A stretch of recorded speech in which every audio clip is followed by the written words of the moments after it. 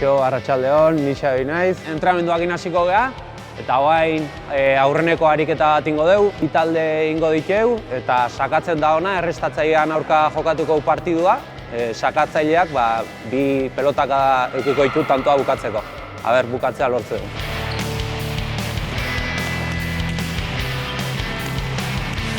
Sake eta errestoa libre, bale? Bale, jokatuko dugu eraso eta defentsan ariketan. Orduan, defenditu behar dunak ingo pelota hartu eta pelota utzi, eta beste erason da honak in beharko jokaldia. Eta iten jokaldi hoi, defenditzen da honak saiatu beharko gaitzatzen.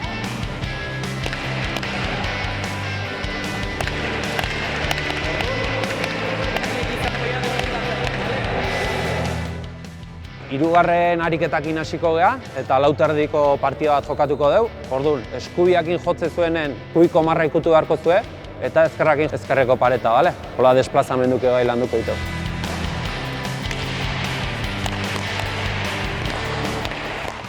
Bueno, hauxe izan da gaurko entrenamendua, espero denok ondo pasatu izana, eta segi hola pelotaz gozatzen, bale?